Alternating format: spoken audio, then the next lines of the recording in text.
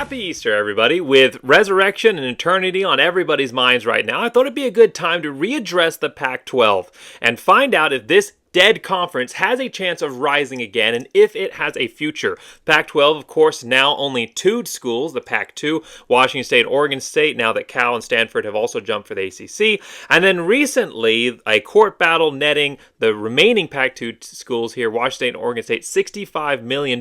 And now they move to looking forward into what is next for both of these programs. We're going to look at three potential options that lay ahead of the Washington State and Oregon State and the Pac-12 in general, and how those options may end up impacting the Group of Five, the Mountain West, college football landscape in general. We're going to talk about the realistic potential of these options and also which ones are most desirable to Washington State and Oregon State. So I'm incredibly excited to get into this video. It's going to be a great discussion. Stick around all the way to the end, and I want to hear your thoughts on this video, your thoughts on the topics we discussed today.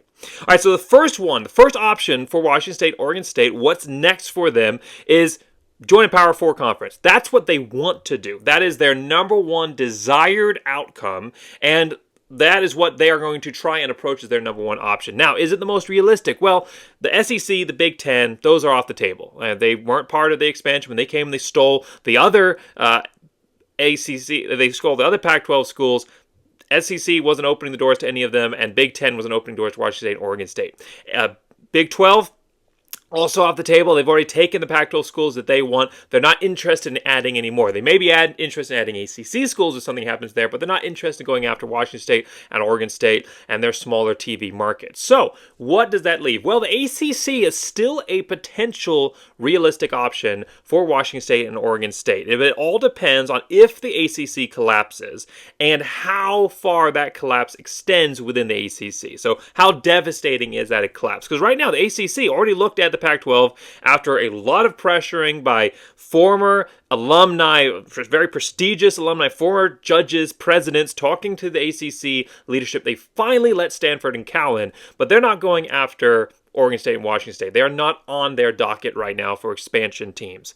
But what would it take for them to add those teams to their roster? Well, first off, you need to have ACC lose a couple of their top-tier teams. That right now is in the books. That is a potential that could happen. Florida State and Clemson have both sued the ACC over their exit fee and their guarantee of rights, which gives ACC control of media rights even after a ACC member leaves the conference, and that is in effect till 2036. Right now, Clemson has calculated that their exit fees to leave the conference, without considering how much it would cost to buy back their media rights, would be $140 million. That's just to leave the conference. And then, on top of that, you'd have all the excess millions having to bargain back to get your media rights back.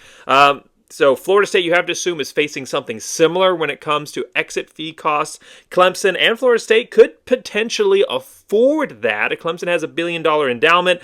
Florida State has a 0.7-ish, $0.75 billion endowment.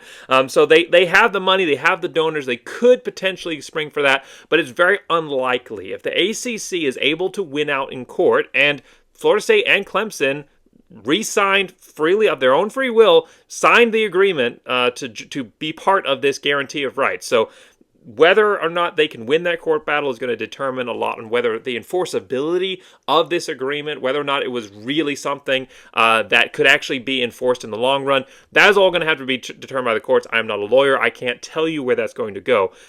But if it does not end up going through, I don't think you're going to see Florida State and Clemson springing to pay out those exit fees. I mean, yes, the future of what that might mean for those schools, being able to get to a bigger conference, like potentially the Big Ten or SEC, if those schools came calling, would definitely be significant for both of those programs. However, the costs of having to pay through, especially the media deal. I mean, the $140 million, okay, that's painful. You get the boosters rallied up, one-time payment, you're done. But then you have to negotiate for the media deal on top. You're talking about $200+ million likely exit fee total package. And I just don't see that being a realistic option. So the only chance for Washington State and Oregon State to even have a shot of getting the ACC is for Florida State and Clemson to win their legal battle. Now, let's say that they do. Let's say that Florida State and Clemson are able to win their legal battle. They're able to void the exit fees or severely reduce them and to drop the whole guarantee of rights bit for the media deal portion, and they're able to leave. Now it becomes, how many teams need to leave for Washington State and Oregon State to be a realistic example, and who is probably likely to leave this conference? So Florida State and Clemson obviously are the two teams that are in the courts gunning for it. They believe they have a realistic chance to leave the conference. The rest of the teams are kind of sitting back, waiting to see what happens, see where this court battle leads, and then make their decision after that. But it's not just about leaving the conference. You have to have somewhere else to go, and the Big Ten and SEC are looking pretty full right now, and the Big 12 is not looking as an inviting opportunity compared to the ACC. They're about equal in conference strength. And you could even argue, potentially, I wouldn't, but you could potentially argue that ACC has a slight lead over the Big 12 in conference strength right now. So in order for this to take place, you'd have to have a landing spot. Florida State, Clemson, I believe, would have a landing spot. Then potentially also Miami, a big enough market, a historical enough program, could have a chance to leave. After that, you would maybe talk about Duke and North Carolina. I would think could have the potential to maybe argue, especially with their basketball elements, to maybe get a chance into the Big Ten if they really wanted to make if the Big Ten wanted to make a big grab into the basketball and football arenas. So they could have a chance. But I think if anything happens here, you're really only looking at potentially 2, maybe 3 schools leaving.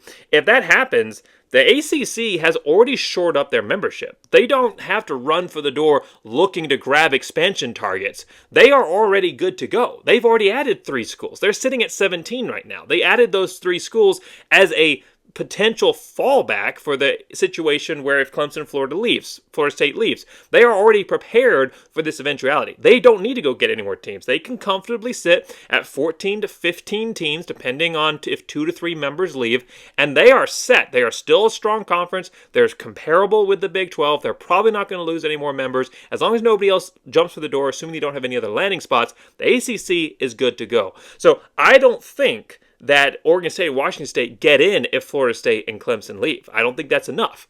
Now, if they lose, say, 4 or 5 teams, okay, so now you're down to 12 or 13 programs, then you potentially have an opportunity for Washington State or Oregon State. But does the ACC even consider them?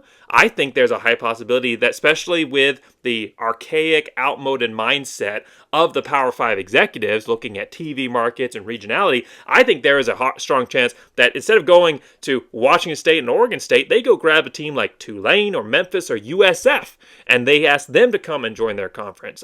Washington State and Oregon State, I don't think they have a chance of getting into the ACC unless the ACC loses 6 to 8 members, unless they are on the brink of absolute destruction with teams eyeing the Big 12. That is the only time that I think that the ACC may go calling for Washington State and Oregon State. And at that point, you have to ask the question, is it even worth joining the ACC at that point? Are they any better than, say, maybe the Mountain West or any other group of 5 program? I mean, depending on the schools that are left, you could be looking at maybe, Boston College and NC State and a couple other teams, and then Cal and Stanford, who you're already with, and the conference just doesn't look as strong as it did before. So there's a really, really strong possibility here that regardless of what happens with ACC, there is no option for Washington State and Oregon State. In fact, in my analytical capacity, I'm going to say that door is closed. I don't think that there is a conference out there that Oregon State and Washington State have a chance of getting to join the Power 4. And the group of 5 may be on the table for other discussion, but as far as the Power 4 goes, I don't think that door is open anymore. I think that door is firmly closed. So now we move on to option 2. And again, I want to hear your thoughts as we go throughout this. Do you think that door is closed? Do you agree with my analysis? Let's have that discussion in the comments section throughout this video. So moving on to option 2. Now, this is what I would like to term as the most realistic of the desired outcomes, which is rebuild the Pac-12. I think that the athletic directors of Washington State and Oregon State have already kind of read the writing on the wall, and they realize that it is unlikely that they're going to be able to go join a Power 4 conference. Even with major things happening in the ACC, you never know what's going to happen with conference realignment, the shakeup, and bizarre things you could never have seen coming, like USC and UCLA going to join the Big Ten happen. And so anything could happen. But I think that we're probably at a point right now, and the athletic directors of Washington State and Oregon State probably understand this, that the ACC's doors are closed, and that's not where they're going to to go. So they are probably already considering Pac-12 expansion. I think it's the most realistic of the desired outcomes. It gives them a chance to monopolize that 5th spot for the playoffs. Remember, with the CFP format change, it's no longer 6 auto bids, it's 5 auto bids in. So they could monopolize that 5th spot, potentially negotiate for a higher percentage. Right now, Oregon State and Washington State are receiving about $3.6 million from the payout of the college football playoffs, whereas the group of 5 overall is splitting the approximate remaining 10%, which comes out to about $114 million. So it's just underneath $2 million per member.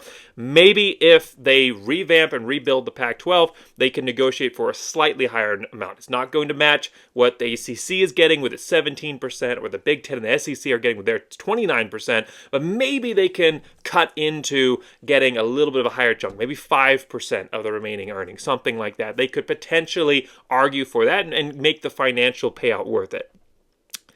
So this is definitely where they want to go. They, as far as realistic options go, they want to be able to maintain the Pac-12 image, be able to try and build themselves up as a Power 5 program still, or Power 4 plus program, that one program outside that's going to get that auto bid to the college football playoffs every year. That's what they want to do. So what should this conference look like? Well, before we start naming specific teams, here are some criteria that I think are absolutely key to whether this thing can happen or not. First off, it needs to consider both basketball and football for financial and team stability. Football should be the priority. If you don't have a football program, if you have a football program but it's not any good, like UConn, they should not be considered an expansion program like this. Football has got to be the number one priority. Football is a name money earner for almost all schools, and it's also the number one way of raising your national profile. If you're known as a basketball school, it means your school sucks. It means that you're relevant for a couple of weeks of the year, every year in March, and that's it. You are a nobody in the college football world if you're just a basketball school. So football has got to be the priority. However, basketball should also be considered. If they have a strong football program and you're looking between a couple of teams that are on a similar playing level, similar viewability, similar program worth as far as football goes, then basketball becomes that consideration. I think it needs to be a strong consideration, not the number one, but a strong consideration when making this determination. That will give you the financial stability of a multi-sport income for your new conference, and it will also give you better team stability with more tie-ins to the conference that would make it less likely for programs to want to pick up and leave. If they only have to move one sport, it's a lot easier for them to shift their feet to another conference if that conference comes calling.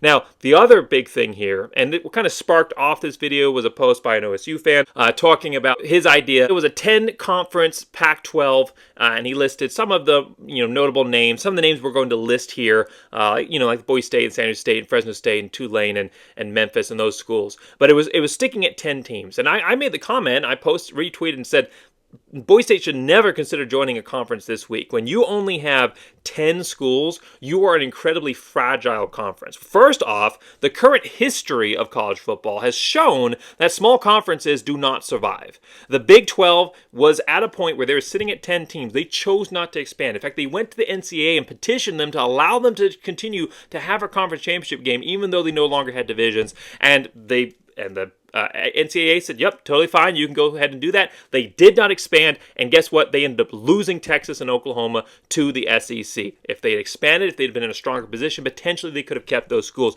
The Pac-12 refused over and over and over again when they had multiple opportunities to expand because of their ivory tower elitism. They refused to expand their conference when it was presented to them that it was a massive necessity. They stuck at 12 teams, one of the smaller conferences in college football, thinking that their league, their ivory tower status, their academic status, and their past historical records would be enough to maintain their conference stability, and they ended up losing big time, and their conference is basically dead, hence the conversation in this video right now. Even the ACC, which has been at 14 schools, not aggressively expanding like the SEC and Big Ten, has saw themselves shrink to irrelevance in the national stage, with 2 of their top programs looking to jump ship entirely. So even though they were sitting at 14, they were stagnant, not looking to increase and expand and build their strength of their foundation, and they're getting passed up right now already. You see it time and time again where smaller conferences, instead of being agile and quick to adapt, end up getting left behind, whereas conferences like the SEC and the Big Ten,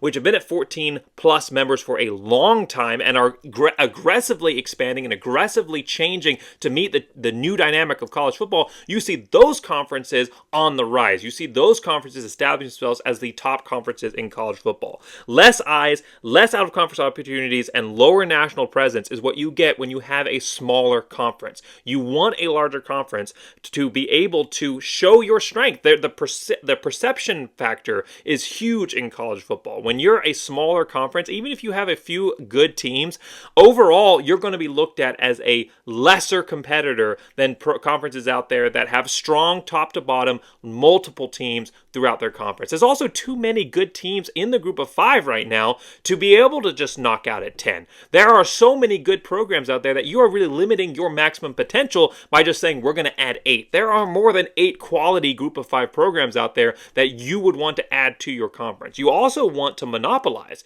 You want to monopolize all of the potential for that college football playoff bid. You don't want any other conferences out there with a top school, with an elite school, being able to outbid you by running through their conference. Look at Liberty last year. You want a team like Liberty in your conference. You want the top dogs of conferences in your conference so that you don't have to compete with any outside conferences. You don't want to have to compete with Conference USA's garbage schedule. Liberty runs through it, is undefeated every year, and now you're sitting on the cutting block, leaving your future to the determination of an outside body with all of their biases and misconceptions. You want every conference's top teams in your conference so you don't have to worry about any outside factors. It's only, every year guaranteed that one of your teams, whoever wins that conference, is going to advance. You also want to be able to have stability. If you only have 10 teams, and in the constant shifting conference realignment world right now, you only have 10 teams, you lose one, that could be a death blow to your conference. Now you're down to 9, maybe a second one leaves. Now you're down to 8, and you're basically non-existent. Your TV net worth has dropped significantly because each team is putting out a larger percentage share of what the watchability of the conference is overall. You don't want that. You want to be able to have a conference that can lose a couple of teams and still be okay, or at least have time to be able to say, okay, we can survive with this number, and we're going to go out and aggressively grab the next best programs to join us and move forward. So 12 to 14 teams, even 12, I think, puts you on the edge, especially when it comes to that perspective factor. 14 teams. I think you need to have a 14-team minimum.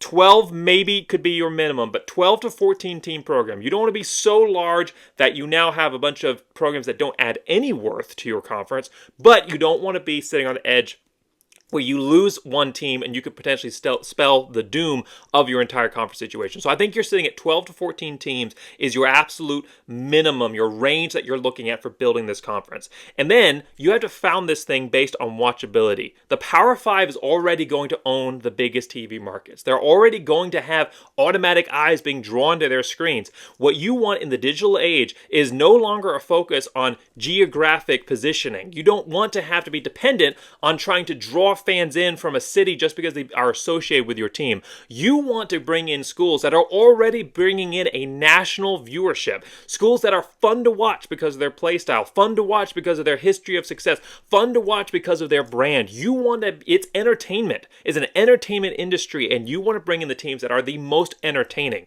Especially when you're not a Power 5 anymore. You're not a Power 5. You don't have a Power 5 draw. Every major city that your team is associated with is going to have to be competing with the nearest Power 5 school. You're no longer the biggest show in town because you're not Power 5. So there's going to be a heavy percentage of your city's viewership, just like in San Diego, California, who they're not San Diego State fans. They're fans of USC, or they're fans of Cal, or they're fans of UCLA, or one of the other, one of the multiple Power 5 programs in their state or nearby states. That's who they're supporting. That's who they're rooting for. So you have to go after the teams that are already bringing in national viewership because they're already fun to watch. Like Boise State. Boise State's a small school in a small state, in a small city, but they have a massive TV viewership. They routinely outcompete for TV TV viewership, the vast majority of the Group of Five and many Power Five programs because of their brand, because of the blue turf, because of their winning success, because of their fun play style.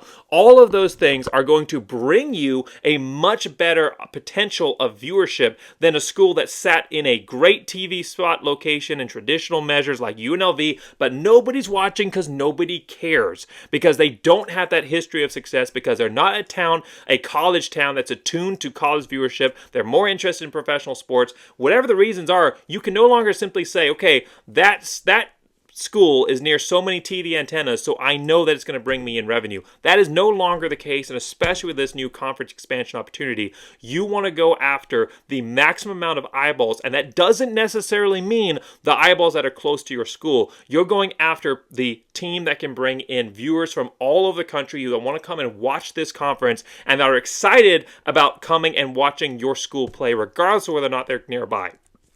You also want this to be a national conference. You want to encourage a national audience to tune in and to build a fandom nationally where you're not determined, again, on the regionality of where your school is situated. If you have a national conference, you are going to be able to increase the eyeballs that are watching your program and over time potentially turn those eyeballs into genuine fans of your conference and of your team. And again, you want to be able to bring in all of the top teams so you don't have to compete with anybody, and also have a chance to counter out East Coast bias. If your teams are on the East Coast already and they're playing your teams on the West Coast, the East Coast bias factor is reduced. It's completely taken out of the picture because now your conference champion has beaten every other notable team out there, and you know, whether it's an East Coast conference or a West Coast conference, that you're going to be able to claim a monopoly of the best programs and say that your team is genuinely the best program out there, and you're going to be able to take that East Coast bias factor and play it into your favor.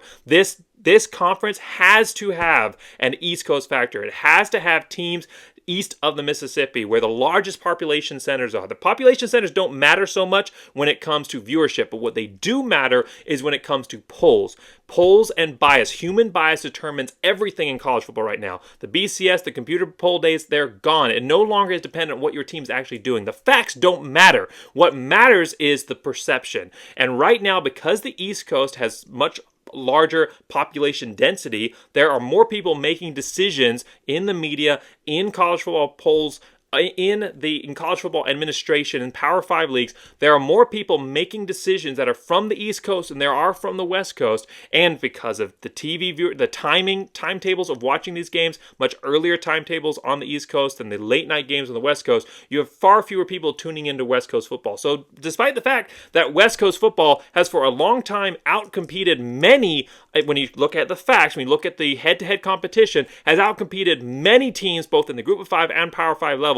You have a conference in the Pac-12 that has been completely destroyed, and a conference in the Mountain West that year in and year out has not sent its champion to the Fiesta Bowl, to the New Year's Six, has not sent their champion to the New Year's Six game, despite the fact that most years their champion was the better qualified team, and their conference overall was the stronger conference when you looked at head-to-head numbers. So you want a national conference for viewership and to be able to counter out the East Coast bias factor. So what does this conference look like? Well, here's what I think that this conference needs to be. I think for the West Coast, you're looking at Oregon State, Washington State for sure, and then Boise State, San Diego State, Fresno State. And then after that, it gets a little bit murky about who you want to add, especially if you're looking to stay at 14 teams. I think that you either go with Air Force or New Mexico. That's where you have to balance the decision of, do we want football or do we want basketball? Air Force has no basketball, but they have a strong football program. New Mexico right now has no football program. Who knows what Bronco Mendenhall is going to be able to do there. But for now, they have no football program, but they do have a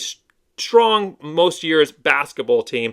I think personally that Air Force's football strength, the potential viewership that you're going to get by bringing in a service branch, which automatically has a third of the military watching you. That's why Air Force, Army, and Navy do so well in the viewership numbers, because they have the entire military watching them. So I think that I think that when it comes to viewership potential, when it comes to on-field success, and specifically with football, I think you go with Air Force, even though their basketball program is basically non-existent. But you could make an argument potentially there for New Mexico if you were shooting for a more basketball-forward conference. And then Colorado State or UNLV. Those two teams are about equal in my perspective.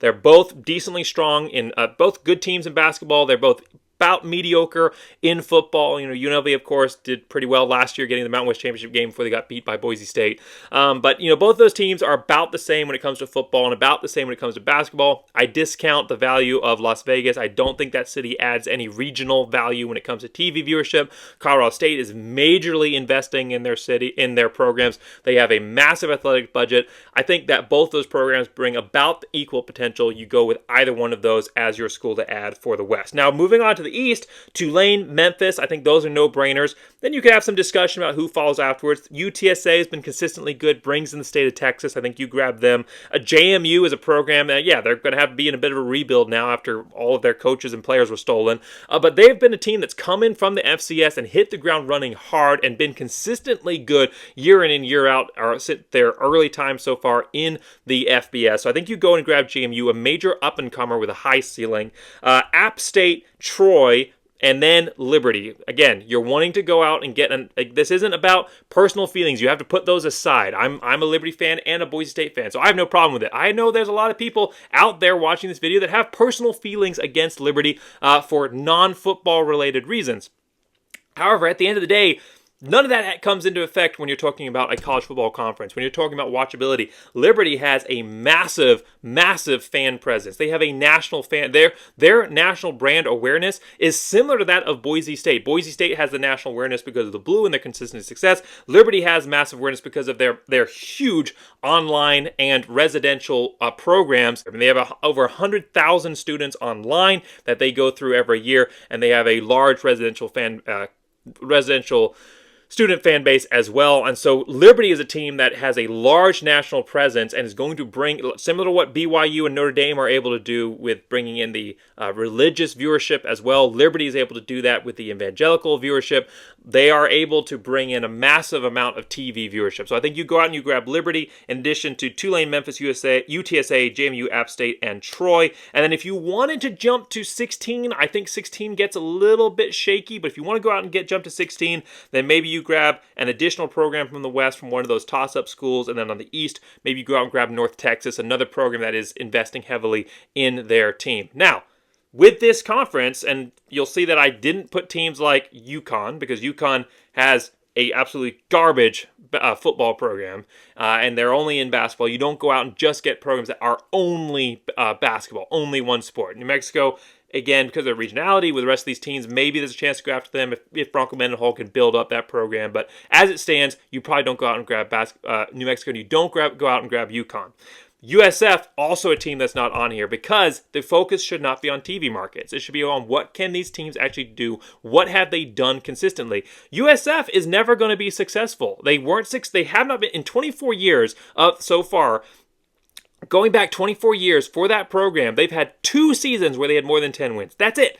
They were getting in BCS era power money when they were in the Big East, and they still only ever got 9 wins when they were part of that conference. They have been a upper level mediocre as their top performance and bottom of the barrel throughout. And that's because Florida has just too much competition. They are too far behind the barrel right now, and there are too many good programs in Florida. You have multiple powerful, Miami, Florida State, Florida, UCF now. It's just too hard to compete with those programs, and the fan base that may exist in the Tampa area, they have other venues to be able to, which are within pretty easy driving distance, to go and support a program that's already succeeding at a high level or is already in a Power 5 conference. And again, USF, this is not going to be a Power 5 conference. This would be the best group of 5 conference, and so you're not now competing for fans on the same level. You can no longer present a Power 5 program to your fan base and say, support us primarily. You're going to have people that are, we'll support USF, but we also are primarily supporters of these other Power 5 programs that are competing at the end of the day for higher stakes. And so USF is not a program that you should be including on these lists. It's not a program that should be part of this new incoming conference, and it's not a program that adds anything to any future conference. USF should not be part of this conference expansion. Now, is this manageable? Could this happen? There are some major hurdles to this. Number one is the conference payouts. For the Mountain West, you're talking about a $17 million payout if you announce it within a year out. If you're within a year, it's $34 million. So there's a timetable there that you have to prejudge and get stuff out in advance for. The AAC, you're talking about $10 million or roughly about $18 million. It's a negotiated fee if it's greater than a year. So $10 million if it's greater than a year. Negotiated fee if it's less. The current teams leaving paid about $18 million for leaving within a year. Sun Belt, not so much, about $2.5 million. Then for Conference USA, you're talking about somewhere between $3 and $4 million, depending on when the team leaves because of their guarantee of rights, which expires, I believe it's in 5 years from the signing date, so it's like 4 years from now. So, and it gets a little bit less every year that gets closer to that. So you're talking probably about $3 to $4 million. And it's not the only team you're wanting to get from Conference USA is Liberty. They have close to a $2 billion endowment, larger endowment than Clemson or Florida State. They would be able to pay their way out fine. They wouldn't need any assistance.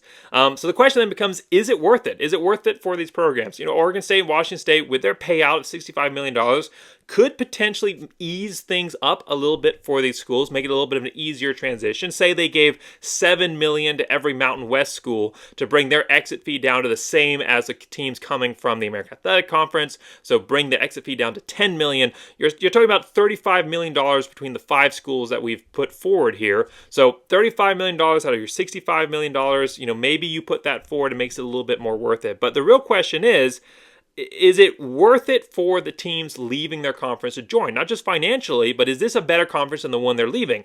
I think for the American Athletic Conference teams, it definitely is. It's a very top-heavy conference with only a few good teams at the top and not a lot of depth throughout. And they were recently massively indicted by the College Football Playoff Committee when they said that the 10-2 SMU team wasn't going to advance over a undefeated Liberty program because they said that the conference comparison between the two was very similar.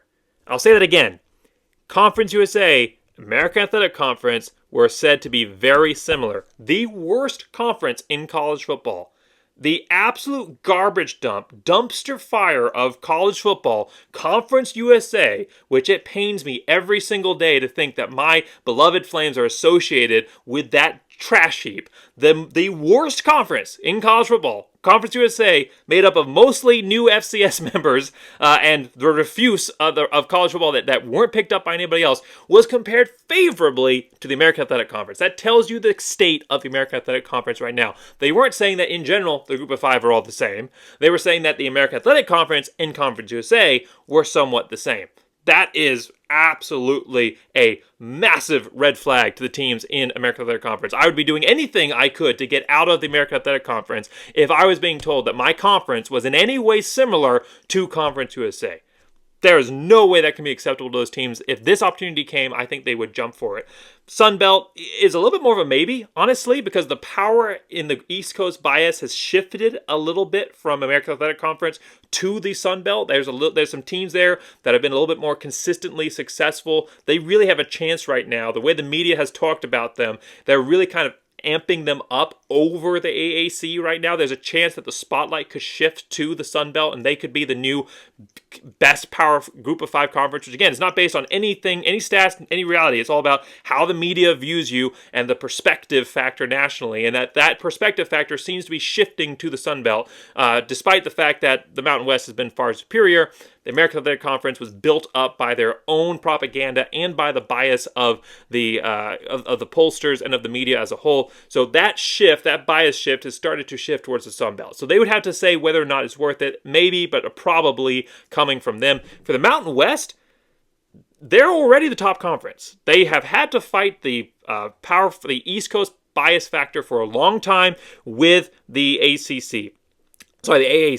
But those days are over.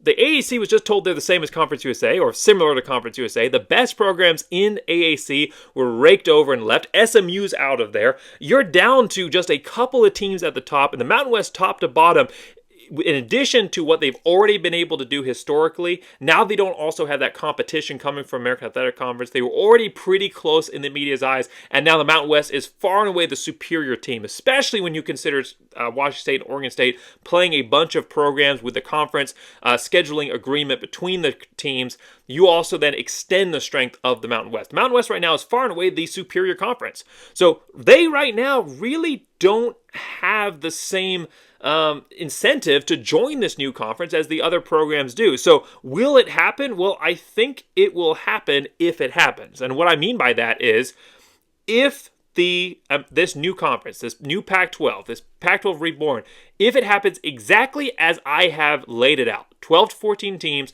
the best of the best from all of college football, I think the Mountain West programs would be forced to join that conference, especially if other Mountain West programs had already left. So if a couple of Mountain West programs jump, if Boise State and San Diego State or San Diego State and Fresno State jump for this Pac-12 and they're able to bring in the rest of the East Coast teams that I've talked about, the remaining Mountain West schools would be put in a position where they are now facing a conference that is going to outclass them and they would be forced to leave. But it's going to be kind of one of those situations of who jumps first, who fires the gun first. A little bit of a standoff situation here of who is going to be the one to lead that charge. Because if you jump and nobody follows you, you're now left out in the cold. You're in a San Diego State type situation where you're begging to rejoin the conference and trying to hope you don't have to pay any money back. And you're in a much worse situation than you were before. So there's a lot of risk here. But if everybody goes together, then this thing could happen. But will it? My answer right now is probably not. I'd say there is less than a 50% chance. Now, it is not far off from a 50% chance because I think there is enough of an incentive out there and it's been discussed enough, and the way that the playoff system is running with the 5 bids automatically, and you want to be a part of the best conference, and there's that discussion of what that best conference looks like, and maybe an opportunity to cut off some of the riffraff at the bottom of the Mountain West and establish yourself in a conference that top to bottom is bringing in a larger viewership and also then potentially a larger TV contract. I think there is opportunity out here, and I think it could happen. But right now, I would say the odds are less than 50%. Maybe I'd put them at like 45%, and then with each day as things progress and things change, the odds do get a little bit better. But right now, I would say that it could happen, but it's probably, just on a percentage-wise, not going to happen.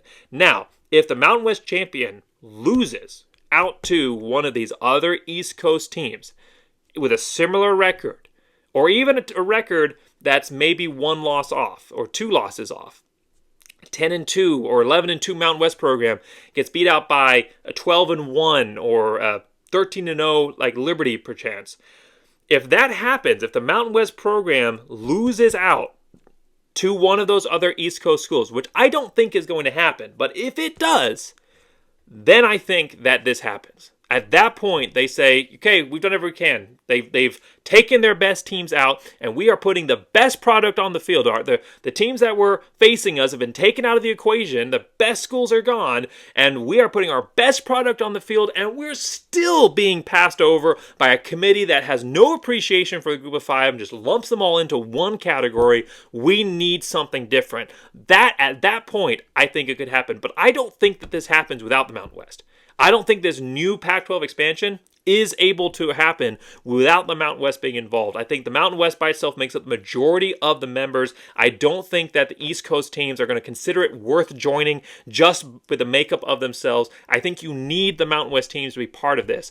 If the Mountain West champion gets left out, you could see the Mountain West as a whole shifting towards something like this. Not as a whole, sorry, the best teams in the Mountain West moving to form this new potential conference where it's no longer up to the committee. They don't have to fight the biases. The best teams out there are on their schedule every year, and all they have to do is win and know that they are going to have a guaranteed shot of getting to that playoff. They don't have to worry about the human outside factor.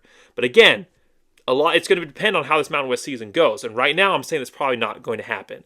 So what is the most likely scenario that is, say Mountain West goes through and wins, especially if they go through and win and get to the playoffs this year and they win that group of 5 bid, what's the most likely scenario to happen? Well, I think join the Mountain West becomes the most likely scenario for Oregon State and Washington State here. It's the least desired.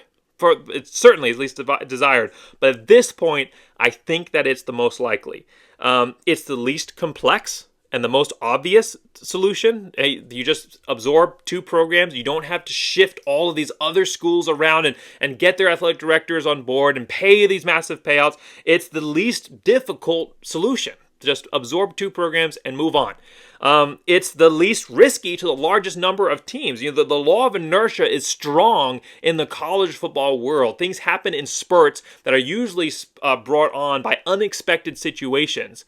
And so you can't really 100% predict what's going to happen. But overall, things tend to move glacially in college football. And athletic directors are not bound to make massive risks for their programs. And so Oregon State and Washington State joining the Mountain West would be a risk to a certain extent for those 2 schools, but every other team, the Mountain West, would be increasing their chances, their odds of getting to the playoffs. Their situation would be improving, and every other team's situation would be remaining the same. So only 2 teams are risking it versus 12 programs risking their futures to join a conference. So just based on risk factor, joining the Mountain West is the most likely scenario to happen. The Mountain West is strongest already for college football. It's a very, very strong basketball program as well. So with addition of Oregon State and Washington State as official conference members, I don't think that you need the East Coast teams. I think you still have to compete against them, and there's always that what-if factor. But at the end of the day, I think that the product produced by the Mountain West is going to be large enough to be able to overcome that bias factor. So I don't think you need them if you add Oregon State and Washington State with the current situation the Mountain West is facing, where they're already the best conference in the group of 5. And so you add Oregon State and you add Washington State. You don't need to go this more convoluted route. You get basically the same result with a little less control, but overall you're getting basically the same thing that you want. You just have to join the Mountain West, which again is a major blow to the egos of Washington State and Oregon State, which are still kind of in that ivory tower mindset. It's an elite basketball conference, the Mountain West already. I mean, they sent 6 teams to the NCAA tournament. Now, these are some absolutely atrocious, nationally called out, horribly slotted lineups for the Mountain West in their bids, just absolutely terrible. And again, national outcry from non-Boise State fans about what happened to non-Mountain West fans about what happened to the Mountain West this year. They didn't get some great alignments, and as it goes in the tournament, a lot of your future is determined by the bid that you get from the beginning. So the Mountain West didn't do so hot, but they got 6 teams in, which were right there with the Power 5 so-called elite top-level programs for college basketball. So the basketball already is super strong for the Mountain West. You had Washington State, that would put them at 7 teams in this year's NCAA playoffs if you add them, if they were part of the conference right now. And so they're already a multi-bid league. You're creating the best conference for basketball on the West Coast with the filling the void that was left by the Pac-12. You have a real chance here if you join the Mountain West to be in the best football conference on the West Coast, the best football conference in the group of 5, and in what you can make without having to go through some of the leaps and hurdles of having to discuss bias factors and all of that, but just simply looking at output, you can make a clear and easy argument that they are one of the best basketball conferences. They're the best basketball conference on the West Coast and one of the best basketball conferences in the country, just based on how many teams are getting to the NCAA tournament every year. And so I really think that this makes the most sense when it comes to the decision-making for what is most likely to happen and what these schools should move to do is just join the Mountain West. Again, at the end of the day, it makes the most sense. It's what athletic directors as a whole right now want. They want to build up the Mountain West. They would prefer to just absorb Oregon State and Washington State and not have to go through all these complexities and build a new conference structure. Right now, the Mountain West has the best leadership. They have the best future. They are the most secure. Gloria Navarez is doing a great job leading this conference, is actually promoting this team nationally, which is something that the previous Mountain West director, I'm not even going to say his name, really did not do a good job at all. She's actually marketing this team nationally. They put up billboards in New York for the Mountain West schools that made it to the NCAA tournament for basketball. This conference, the Mountain West, has the most stability. They are in the best position of bargaining right now. Oregon State and Washington State really have to have a lot of outside factors happen for them to be able to get their way. The Mountain West really just has to wait them out, and I think in the end you're going to see Oregon State and Washington State join. So 3 potential options. Number 1, the most wanted from Oregon State and Washington State, join the Power 4. the least likely. I think some crazy things would have to happen with the ACC for them to be able to join. Building their own conference, that is something that could happen, and is what they want and could happen. The best combination of both worlds for Oregon State and Washington State. But at the end of the day, when you're making predictions about what's going to happen, you have to look at the most likely outcome, and you have to look at the human nature element. And the human nature element combined with the facts on the table show that joining the Mountain West is probably the most likely outcome, and it's really one of the best. I mean, it would be exciting. We like it as fans, we like it as analysts to talk about, let's create a new conference and bring in all the top schools and see what happens. But you're gonna have to deal with the travel pains of the national environment there. I mean, there are some benefits that would outweigh those costs, but right now they don't necessarily outweigh the benefits of just staying in the Mountain West. It's a regional conference. It's one of the very few actual regional conferences still left in college football. It's competing at a high level, and I think you have a strong chance of getting to the playoffs from here, while also being able to be part of one of the up-and-coming basketball conferences in America. I think joining the Mountain West is a slam dunk decision. I think that talking about creating a new conference and rebuilding the Pac-12 is fun and exciting. At the end of the day, I think that what needs to happen is just simply for the Mountain West to absorb Washington State, Oregon State, and move on with building the future for this conference. So thanks so much for joining me. Thanks so much for listening. Make sure you like, subscribe. Let me know your thoughts in the comments below. And as always, go Big Blue!